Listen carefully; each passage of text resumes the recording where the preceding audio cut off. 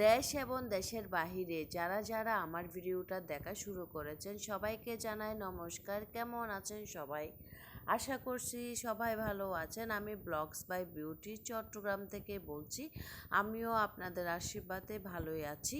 তো আজকে আমি আবারও একটা ছোট্ট ভিডিও নিয়ে আপনাদের মাঝে হাজির হয়েছি। আজকে আমি কি রান্না করব সেটা আপনাদের সাথে একটু শেয়ার করব। সেটা হচ্ছে আজকে আমি আমার শ্বশুর বাড়ি থেকে শাশুড়ি চাল কুমড়া পাঠাইছে। ওই চাল কুমড়া দিয়ে আমি একটা পুকুরের মাছ রান্না করব।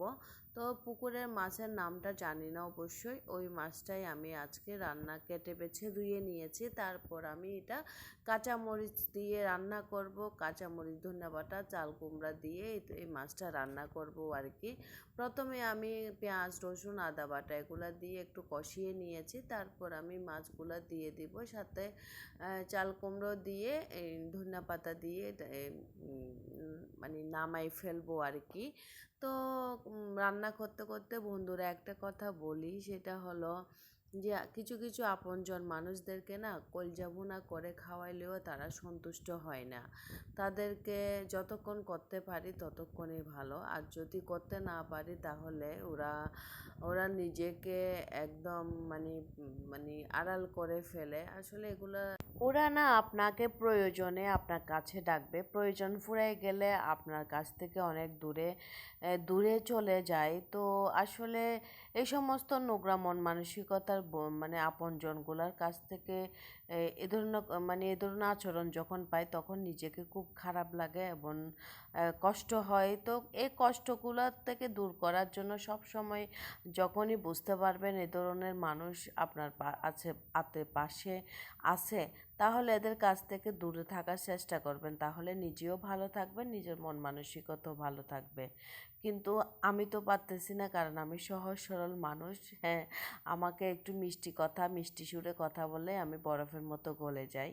তো যাই হোক বন্ধুরা, অনেক কথা বলে ফেলেছি। ভুল হলে আমাকে প্লিজ ক্ষমা দৃষ্টিতে দেখবেন, কারণ আমি তো আপনাদের মতো কন্টিনিউ ভিডিও দিতে পারছি না, কারণ আমার একটু প্রবলেম যাচ্ছে, যার কারণে আমি ভিডিওগুলো দিতে পারতেছি না। আমি যতটুকু সম্ভব আপনাদের মাঝে আসার চেষ্টা করতেছি।